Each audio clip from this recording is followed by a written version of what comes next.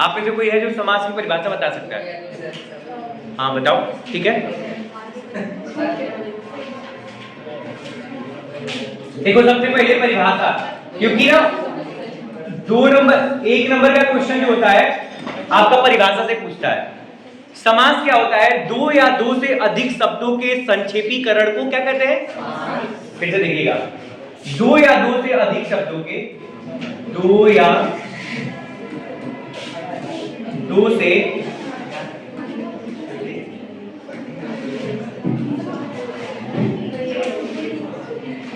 अधिक शब्दों के संक्षेपीकरण। संक्षेपी का मतलब क्या होता है? जोड़ना।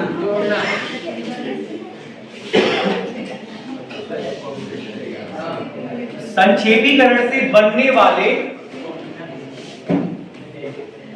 नए शब्द क्या कहलाते हैं?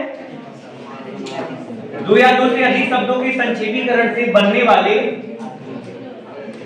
नए शब्द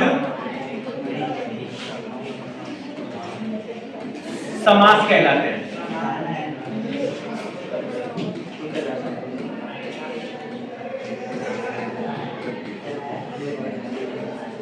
देखना, इसको नोट कर लीजिए। 2 या 2 से अधिक शब्दों के संक्षेपीकरण। संक्षेपीकरण का मतलब होता है संक्षिप्त रूप में लिखना। क्या करना? संक्षेपीकरण का अर्थ क्या होता है? किसी भी शब्द को संक्षिप्त करके लिखना ही समास बन जाता है। देखिएगा, जैसे उदाहरण स्वरूप देखिएगा, उदाहरण स्वरूप है राजा का पुत्र। राजा का पुत्र, राजा का पुत्र, ये 2 या 2 से अधिक शब्द है और इनका संक्षिप्तीकरण जब करते हैं तो ये बन जाता है, क्या बन जाएगा? राजपुत्र। ये हो गया आपका समास बन गया। क्या बन गया? ये आपका समास बन गया। क्या बना? समास बना। और ये क्या बना आपका? इसको क्या कहेंगे? हाँ बहुत क्या, इसको क्या बोलेंगे? समास विग्रह। देखो, समास विग्रह का मतलब होता है जो समासिक पद है उनको अलग करने की जो प्रक्रिया होती है वो क्या कहलाती है? समास विग्रह कहलाती है। ठीक है ना? जो समासिक पद होते हैं, ये देखिए समास है और इसके पदों को अलग किया हमने तो क्या बन गया? समास विग्रह बन गया। ठीक है ना? तो कोई भी पूछे कि समास क्या होता है, विग्रह क्या होता है? विग्रह मतलब समास को अलग करना, और समास क्या होता है? जो 2 या 2 से अधिक शब्द होते हैं उनके मेल से या उनके संक्षेपीकरण से जो नया शब्द बनता है वही क्या बन जाता है? समास बन जाता है। जैसे और भी उदाहरण को देखिएगा, लिखा है रसोई के घर बहुत, रसोई के लिए घर बहुत बार पूछा गया है। रसोई के लिए घर, रसोई के लिए घर में क्या समास होगा? कौन सा? हाँ, समास तो होगा तत्पुरुष, बट ये क्या होगा? इसका समास क्या बनेगा? रसोई, रसोई घर। क्लियर? ये आपका रसोई घर समास बन गया। ठीक है? अब देखो, ध्यान से देखना है हमें, समास कितने प्रकार के होते हैं? समास, समास को बनाने के लिए चार्ट बनाते हैं। इसको आप कॉपी में जरूर बना लेना। ठीक है ना? देखो, पहला समास क्या होता है? अव्ययी भाव समास। क्या होता है? अव्ययी भाव समास। दूसरा आपका होता है तत्पुरुष समास। क्या हो जाएगा?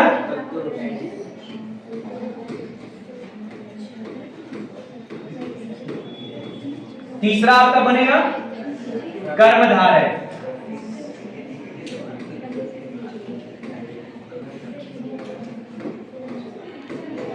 चौथा आपका क्या बनेगा?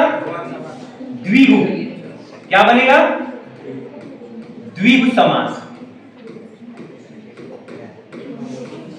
पांचवा क्या बनेगा? द्वंद्व समास।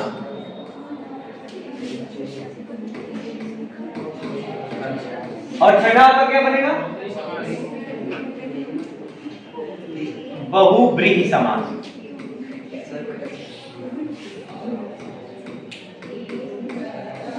फिर से देख लीजिएगा, समास किसे कहते हैं? 2 या 2 से अधिक शब्दों के संक्षेपीकरण से बनने वाले नए शब्द क्या कहलाते हैं?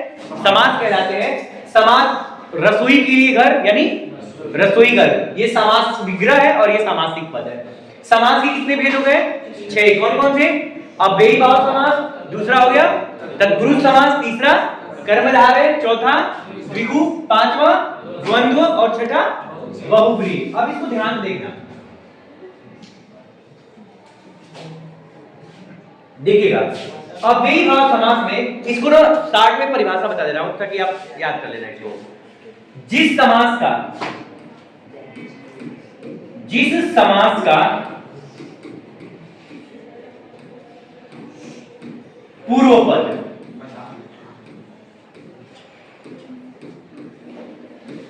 प्रधान तथा अव्यय, जिस समास का पूर्व पद प्रधान तथा अव्यय हो,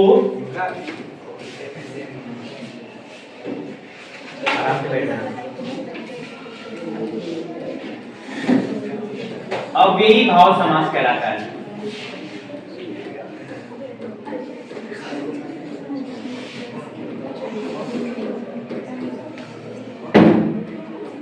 ठीक है, जिस समास का पूर्व पद क्या होता हो? प्रधान होता हो, अव्यय होता है। एक और ध्यान दीजिएगा, इस समास में ना पूर्व पद उपसर्ग भी हो सकता है। क्या हो सकता है? तो जिस समास का पूर्व पद क्या हो? प्रधान हो, अव्यय हो, उपसर्ग हो, क्या कहलाता है? अव्ययी भाव समास कहलाता है। ठीक है ना? जिस समास का पूर्व पद प्रधान हो, उपसर्ग हो या अव्यय हो, क्या कहलाता है? अव्ययी भाव। एकदम नोट कर लीजिएगा इसको। अब देखिए तत्पुरुष समास में क्या होता है?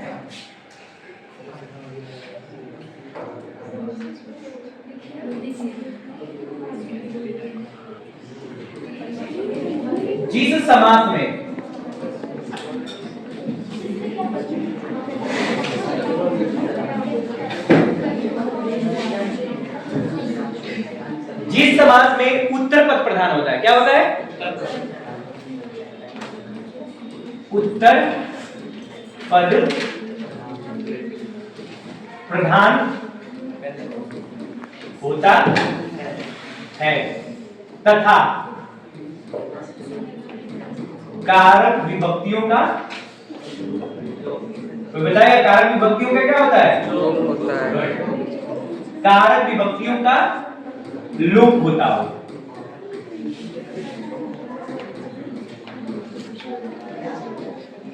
ठीक है ना? तो जिस समास में पूर्व पद क्या होता हो? उत्तर पद प्रधान होता हो।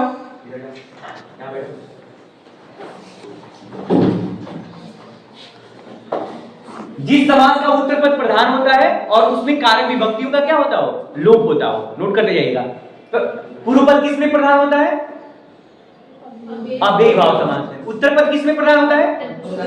याद रखिएगा, पूछ देता है एग्जाम में कि किस समास का उत्तर पद प्रधान होता है। अभी हाल ही में जो पूछा गया क्वेश्चन था वो यही पूछा गया, किस समास का उत्तर पद प्रधान होता है? तो क्या होता है? तत्पुरुष समास होता है। कर्मधारय समास को देखिएगा, जिस समास में, नोट करिएगा, जिस समास में विशेषण और उत्तर और पूर्व पदों में विशेषण एवं विशेष से क्या संबंध होता है? क्या होता है? जिस समास में पूर्व तथा उत्तर पदों में क्या होता है? पूर्व तथा उत्तर पदों में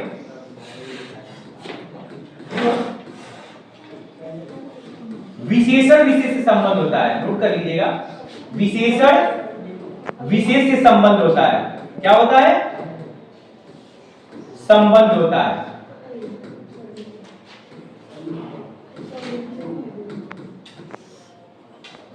जिस समास में पूर्व तथा उत्तर पदों में क्या होता हो? विशेषण विशेष से संबंध होता है, क्या कहलाता है?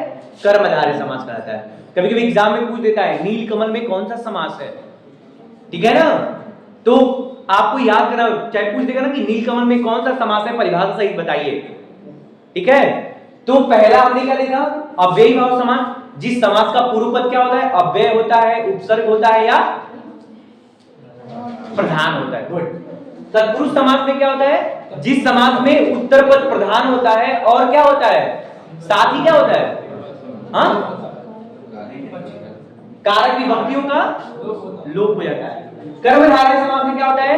जिस समास में पूर्व तथा उत्तर पदों में विशेषण विशेष्य का संबंध बनाता हो, ठीक है ना। जैसे नील कमल, अभी बताया ना कि नील कमल, कमल की विशेषता है कि वो क्या है, तो एक विशेषण है, दूसरा विशेष्य हो गया, ठीक है। अभी उदाहरण बताऊंगा। द्विगु समास देखिएगा। द्विगु समास का क्या होता है, जिस समास में पूर्व पद संख्यावाची हो तथा उत्तर पद की विशेषता बताता हो। ध्यान से देखिएगा, जिस समास में, नोट कर लीजिएगा, जिस समास का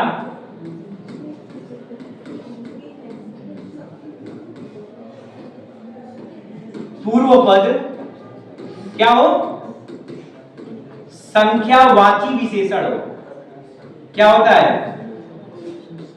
विशेषण हो, याद रखिएगा। इस समास में क्या होता है, पूर्व जो पद होता है ना, वो संख्यावाची विशेषण होता है। क्या होता है, जैसे चौराहा, चार राहों का समाया, तो पहला पूर्व पद चौ मतलब चार हो गया, और राहा मतलब रास्ते, तो यहाँ पे उत्तर पद की विशेषता बता रहा है ना, उत्तर वो भी कैसी विशेषता बता रहा है, संख्यावाची विशेषण। इसमें विशेषण के चार भेद पढ़े हो ना, क्या क्या होता है, कोई बताएगा। पहला होता है गुणवाचक, दूसरा क्या होता है, तीसरा क्या होता है, परिमाणवाचक, और चौथा क्या होता है, सार्वनामिक, जिसको संकेतवाचक कहते हैं, ठीक है ना। तो ये इसके लिए हमें विशेषण भी तैयार रखना पड़ेगा, यानी कि हम समास पढ़े, विशेषण पता ही नहीं क्या है विशेषण और विशेषण क्या है,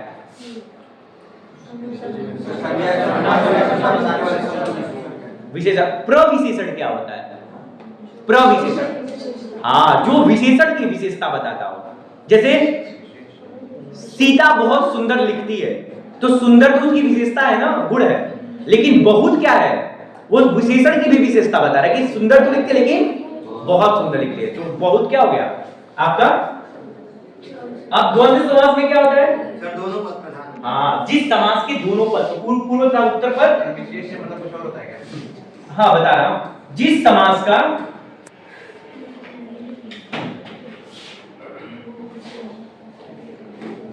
जिस समास का पूर्व तथा उत्तर दोनों पद प्रधान हो, क्या हो, दोनों पद प्रधान हो।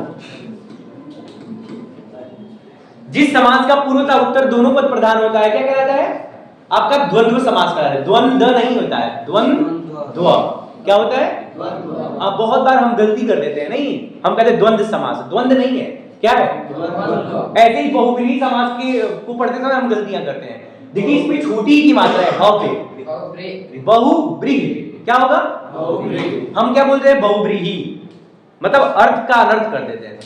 अर्थ जब अपने सही समय पे नहीं होता है तो वो अर्थ अनर्थ बन जाता है।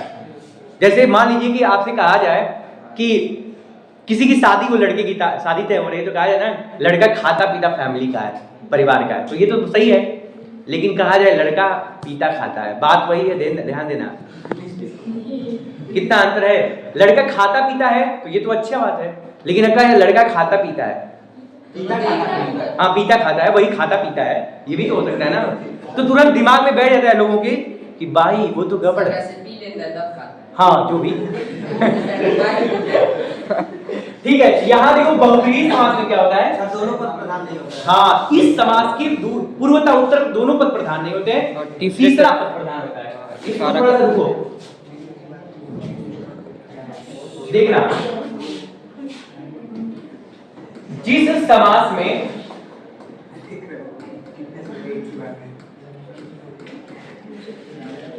पूर्व तथा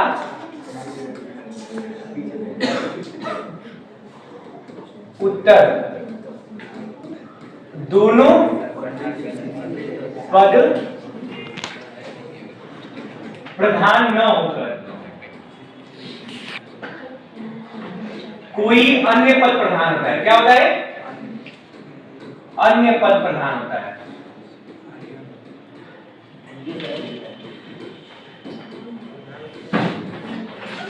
देखिएगा कैसे, उदाहरण से देखो, अब एक एक उदाहरण समझते हैं, देखिए क्या होता है।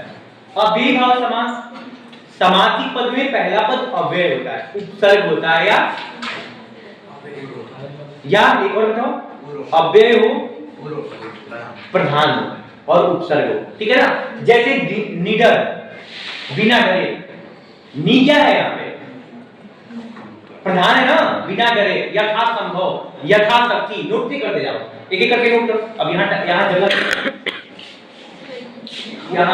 छोटा कर दिए, छोटा कर दो थोड़ा, बहुत छोटा हो गया, देखो कितना छोटा हो गया, दिख रहा है ना। चलो देखो यहाँ पे एक एक करके बता रहा हूँ, ध्यान से नोट करिएगा। और ये ऐसे प्रश्न है जो एग्जाम में आएंगे क्वेश्चन। आप देखिए पहला है, आप लिखिए निडर, क्या हो गया, निडर, यथाशक्ति,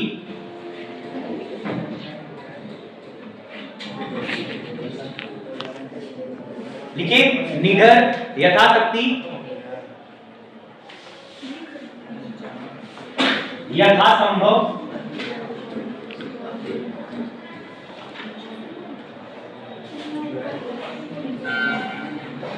यथासंभव, और बताओ, निडर हो गया, यथाशक्ति हो गया, यथासंभव हो गया, और बताइए कुछ और उदाहरण। प्रतिवर्ष, प्रतिवर्ष, प्रतिवर्ष, ठीक है। और बताइए, और भी आपको अगर पता है, प्रत्यक्ष, और चलो सर सप्ताह क्या होगा? हाँ सप्ताह नहीं बताऊंगा, वो तो दूसरे समास में आता है। चलिए निर्भय, हाँ निर्भय, क्या हो जाएगा, निर्भय भी इसी में आ जाएगा। निर्भय मतलब बिना भय का, और निडर बिना डरे हुए, ठीक है ना। ये आप ये बेसिक मतलब दो चार एग्जांपल याद कर लेना, और इसको ना जाके इसका अभ्यास करते रहना। अभ्यास करोगे तो चीजें समझ में आ जाएंगी। अब देखिए समाज में जिसका उत्तर पद प्रधान होता था, उत्तर पद प्रधान होता है, जैसे तत्पुरुष समास ना, अभी मैंने उदाहरण दिया है राजा का पुत्र, तो लिखिए राजकुमार, राजकुमार क्या बनेगा, इसका समासिक पद क्या बनेगा, विग्रह क्या करेंगे इसका, राजकुमार का विग्रह करो भाई, राजा का कुमार, गुड। और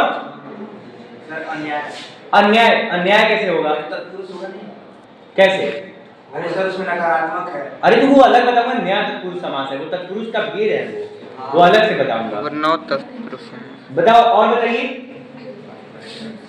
राजकुमार हो गया, स्वर्ग प्राप्त हो गया, क्या बन गया, स्वर्ग प्राप्त, देश निकाला,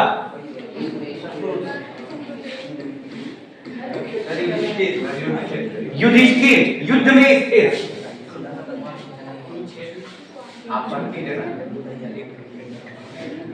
युधिष्ठिर। अब देखो युधिष्ठिर देख करके आप लोग महाभारत पर युधिष्ठिर को मत याद कर लेना, जो युद्ध में स्थिर है वही युधिष्ठिर है, ठीक है ना। ये नहीं कि युद्ध में स्थिर रहने वाला वही युधिष्ठिर जो महाभारत के युद्ध में, ऐसा कुछ भी नहीं है। कोई भी जो भी युद्ध में स्थिर होता है उसी को युधिष्ठिर बोला जाता है। जैसे इंद्र शब्द जो है ना, हम कहते हैं भगवान देवताओं के राजा इंद्र, देवराज, कोई एक व्यक्ति नहीं है देवराज, वो एक क्या है, वो एक पद है जिसपे जो भी बैठेगा इंद्र कहलाएगा। जैसे जो भी गोरखपुर का महंत होगा, समझ में आ रहा है, वो पद है, उस पे कोई बैठे वो महंत कराएगा, ठीक है ना, कोई भी बैठे जिसको बैठाया जाएगा। तो ये देखिए तत्पुरुष समाज में क्या हो जाएगा, राजकुमार, स्वर्ग प्राप्त, देश निकाला, युधिष्ठिर, ये दो चार है, बाकी आप देख लीजिएगा। और आपका तीसरा क्या बना, कर्मधारय समास। कर्मधारय समास का क्या होगा, नीलकमल, नीलकमल, नीलकंठ। अब ये सोचेंगे ना कि नीलकंठ क्यों कर्मधारय हो रहा है, क्यों बहुब्रीहि नहीं होगा, तो इसके भी दोनों हो सकता है, नीलकंठ में कर्मधारय भी हो सकता है, बहुब्रीहि कैसे हो सकता है, नीला है जो कंठ जब होगा तो ये कर्मधारय बन जाएगा। और इसका जब विग्रह करेंगे, नीला है कंठ जिनका, तो वो शिव की तरफ संकेत करने लगेगा, ठीक है ना। तो समास को जब विग्रह में करते हैं ना, तब हम देखते हैं कि कौन सा समास बनाएंगे, ये हमारे ऊपर है कि हम इसको बहुब्रीहि समास में लिखें या कर्मधारय समास। कर्मधारय समास में तब लिखेंगे जब हम इसको हम जब करेंगे, जब इसके पदों को अलग करेंगे, तो नीला है जो कंठ, तो ये कर्मधारय बन जाएगा। लेकिन नीला है कंठ जिनका, तो न पूर्व पद प्रधान हुआ ना उत्तर पद प्रधान हुआ, तो क्या बन जाएगा? अन्य पद प्रधान हुआ, बहुप्रिय बन जाएगा। तो नीलकंठ है, नीलकमल है, एक पीतांबर है, शब्द है पीतांबर, क्या लिखिएगा? पीतांबर। और एक बताइए, उदाहरण बताओ। दिव्य दृष्टि। हाँ, दिव्य दृष्टि इसमें दोनों होगा। हाँ, दिव्य दृष्टि कैसे दोनों होगा बताओ? दिव्य है जो दृष्टि कर्मधारय होगा और दिव्य का दृष्टि। गुड। दिव्य महावीर भी हो सकता है ना? हाँ, चलो देखो, ठीक है। हाँ, हाँ, मृग के समान नयन, ठीक है ना? तो यहां देखिएगा, मैंने गर्भधारय समास में क्या बताया कि जिस समास में पूर्व और उत्तर पदों में विशेषण विशेष, देखो यहाँ पे विशेषण विशेषण कैसे हो रहा है? ये कमल है जिसकी विशेषता क्या है? नीला है, तो कमल उत्तर पद प्रधान हो गया और नील क्या हो गया? पूर्व पद प्रधान हो गया। तो पूर्व और उत्तर पद में क्या हो रहा है? विशेषण विशेषण का संबंध बना रहा है, ठीक है ना? जैसे नीलकंठ, कंठ की विशेषता है कि वो क्या है? नीला है। कर लोगे ना इसकी कर लोगे ना, अगर विग्रह करने को आएगा तो। पीतांबर का विग्रह क्या करेंगे? पीला है जो वस्त्र, और वही बहुब्रीहि में क्या बन जाएगा? पीला है वस्त्र जिनका, ठीक है ना? थोड़ा सा सही कीजिए अपने आप को। तो एक बन गया, दूसरा हो गया, तीसरा हो गया, चौथा क्या कह रहा है? द्विगु समास है ना? द्विगु समास में संख्यावाची विशेषण बताया ना कि पूर्व पद क्या होगा? संख्यावाची होगा, साथ ही उत्तर पद की विशेषता बताएगा। जैसे चौराहा। और क्या बनेगा चौराहा के बाद? क्या सप्ताह, सप्तर्षि। सर चतुर्भुज। और बताइए नवरत्न।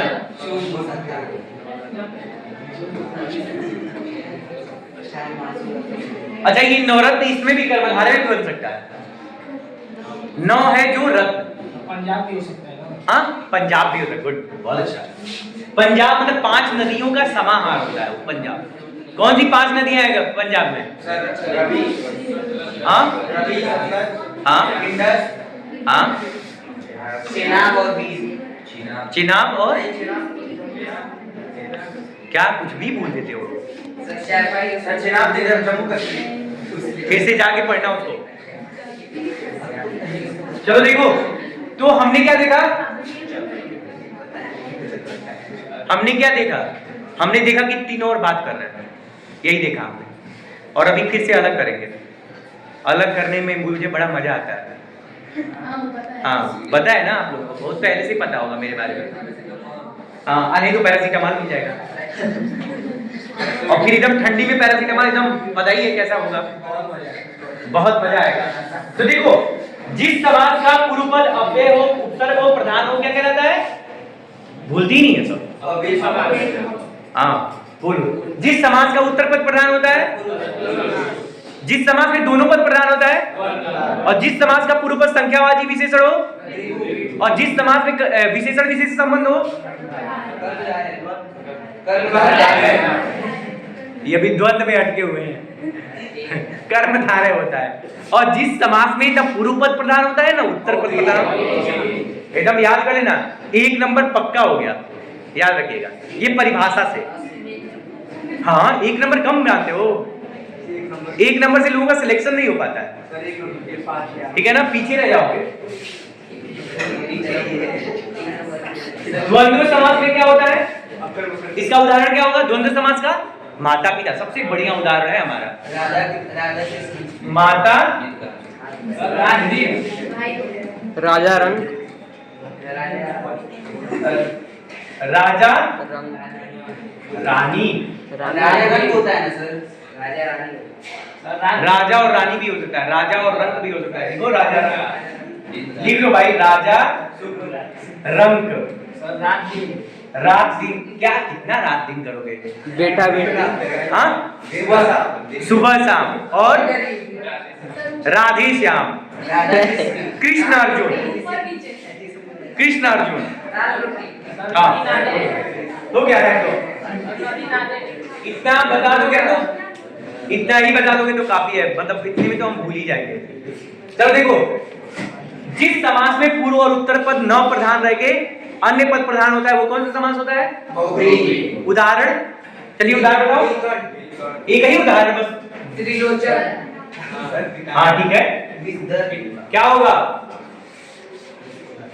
त्रिलोकी। और बताओ। चक्रधर। लंबोदर। चक्रधर, लंबोदर। अच्छा एक एग्जाम्पल पूछा था अभी, वृकोदर। वृकोदर मतलब क्या होता है? सर भेड़िया के समान गुफा है। और बताओ। श्वेतांबर। हाँ श्वेतांबर। श्वेतांबर नहीं होता है, श्वेतांबर। इसका क्या समास होगा? इसका समास विग्रह क्या होगा? श्वेतांबर। देखो क्या होगा, ध्यान सुनिएगा, ये इसमें भी आएगा और कर्मधारय में भी आएगा। श्वेतांबर का मतलब होता है श्वेत है अंबर जिनके, श्वेत मतलब होता है सफेद, अंबर मतलब होता है वस्त्र। सफेद वस्त्रों में सरस्वती होती है। क्या होता है ये सरस्वती का, सरस्वती को बोला जाता है श्वेतांबर, श्वेत अंबर। वीड़ा पाड़ी भी बोला जाता है। वीड़ा, वीड़ा है पाड़ी में जिनके, पाड़ी मतलब हाथों में, वीड़ा पाड़ी भी होता है। क्या होता है? वीड़ा। पशुपति भी होता है ना? कुसुमाकर भी होता है क्या? कुसुमायुध होता है। कुसुमाकर भी है। नहीं कुसुमायुध है, कुसुम के समान आयुध है जिनका, अर्थात जानते हो कौन? कामदेव। मनोज भी होता है, मनोज भी चक्रधर भी होता है, ठीक है ना? तो ये रहा, ये हमारे पास मिल गया। ये हो गया आपके समास के, ये आपके समास हो गए। समास में हमने देखा 6 प्रकार के समास बताए हमने। समास की परिभाषा पहले हमने बताई कि समास 2 या 2 से अधिक शब्दों के संक्षेपीकरण से बनने वाले नए शब्द क्या होते हैं? समास का। फिर से एक बार रिवीजन करो, समास की परिभाषा क्या होती है? 2 या 2 से अधिक शब्दों के संक्षेपीकरण से बनने वाले नए शब्द क्या होते हैं? समास कहलाते हैं। जैसे रसोई के लिए घर, हमने उसको संक्षेपीकरण किया तो क्या बन गया? राजा का पुत्र, हमने संक्षेपीकरण किया, राजपुत्र बन गया। समास कितने प्रकार के होते हैं? 6। आपने देखा अव्ययी भाव समास, तत्पुरुष समास, कर्मधारय समास, द्विगु समास, द्वंद्व समास और बहुब्रीहि समास। अव्ययी भाव समास में पूर्व पद क्या होता है? अव्यय होता है, उपसर्ग होता है या प्रधान होता है। अव्ययी भाव समास होता है, जैसे निडर हो गया, निर्भय हो गया, यथाशक्ति, यथासंभव, प्रतिवर्त हो गया। तत्पुरुष समास में क्या है? जिस समास का उत्तर पद प्रधान होता है, ठीक है, तो वो क्या बन जाता है? और कारक विभक्तियों का लोप होता है। जैसे राजकुमार में राजा का कुमार, का को हमने हटा के राजकुमार कर दिया, का विभक्ति का लोप कर दिया। रसोई घर, रसोई के लिए घर होता है, के लिए हटा दिया, रसोई घर बन गया, हमने कारक विभक्तियों का लोप कर दिया। कारक पढ़े हो ना, कर्ता ने कर्म को। कर्मधारय समास में क्या होता है? पूर्व पद और उत्तर पदों में क्या होता है? विशेषण विशेष से संबंध होता है। एकदम याद रखना, ये क्वेश्चन पूछा जाता है हमेशा। और उसके उदाहरण नीलकमल, नीलकंठ, पीतांबर, दिव्य दृष्टि हमने देखा। हमने द्विगु समास को देखा, जिस समास का पूर्व पद क्या होता है? संख्यावाची विशेषण होता है। संख्यावाची विशेषण का मतलब संख्या हो और उत्तर पद की विशेषता बताता हो, ठीक है ना? जैसे शताब्दी, 100 वर्षों का समाहार होता है शताब्दी, ठीक है ना? फिर हमने द्वंद्व समास को देखा, जिस समास में पूर्व और उत्तर पदों में क्या होता है? दोनों पद प्रधान होते हैं ना। पूर्व और उत्तर पद क्या होते हैं? दोनों पद। द्वंद्व में क्या होता है? दोनों पद प्रधान होते हैं, पूर्व पद भी प्रधान होगा और उत्तर। जैसे माता पिता सबसे बढ़िया उदाहरण है, माता पिता, माता और पिता, भाई बहन, ठीक है ना? दिन रात। फिर राजा रानी, राजा रंग। अच्छा राजा का ना विलोम रानी नहीं होता है, बहुत बार हम गलत कर देते हैं। राजा का क्या होता है? विलोम रंग होता है। राजा का रानी क्या होगा? विलोम है कि क्या है? हाँ, लिंग परिवर्तन है ना, राजा का रानी। लेकिन कभी कभी हम क्या करते हैं, हमसे गलतियां हो ही जाती हैं, राजा का हम रंग लिख देते हैं, सॉरी राजा का रानी लिख देते हैं, राजा का रंग लिखना चाहिए विलोम शब्दों में। फिर आपका होता है बहुब्रीहि समास, जिस समास में पूछता है कि कौन से समास का पूर्व और उत्तर पद दोनों पद प्रधान नहीं होते, किस समास में कोई पद प्रधान नहीं होता है? बहुब्रीहि। क्या होता है? बहुब्रीहि। फिर से बोलो। हाँ, कभी जाके ना गलत मत करना ये सब चीजें। ठीक है ना, स्वीटी तिवारी। तो चक्रधर, लंबोदर, ग्रीकोदर, श्वेतांबर, वीरापाली, मनोज। मनोज मतलब होता है, मनोज का अर्थ क्या होता है? मनोज उनको कहा गया है जो क्या है, कामदेव है। कुसुम के समान आयुध है जिनका, वो है कुसुमायुध। उस ये भी एग्जाम्पल आता है, कुसुमायुध में क्या होता है, कौन सा समास होगा? श्वेतांबर। श्वेत है अंबर जिनके, और वीरापाली दोनों की सरस्वती ही है। अच्छा, एक और उदाहरण पूछ देता है, आशुतोष। एक दिन बताया था मैंने, क्या पूछता है? आशुतोष। आशुतोष का मतलब क्या होता है? सर जो मतलब बहुत जल्दी खुश हो जाता हाँ, जो आशुतोष मतलब होता है जो बहुत जल्दी संतुष्ट हो जाता है, जैसे भगवान शिव, ठीक है ना, जैसे नीलकंठ आशुतोष। ठीक है, तो ये आप समास पढ़ लीजिएगा, ठीक है ना, समास का लिखिए हुए, इसको नोट कर लिए हो ना। अब ये नोट करके आराम से अपना लिख के एक बार उसको जाके घर पे जरूर पढ़ लेना, पढ़ोगे क्लियर हो जाएगा। इससे ज्यादा कहीं नहीं पूछेगा, अब इससे ज्यादा वही पूछेगा जो आपको अभ्यास करना है। और मैंने ग्रुप में भी कई बार भेजा था समास को, और भी बहुत सारे आप लोगों को ना क्लास 10th बी मैंने पढ़ाया भी था ना एक दिन, पूरे समास बताए जो एग्जाम में पूछे गए। अब तक के जितने क्वेश्चन थे सब मैंने बता दिया था, ठीक है ना, सेम भी है इसमें, ठीक है।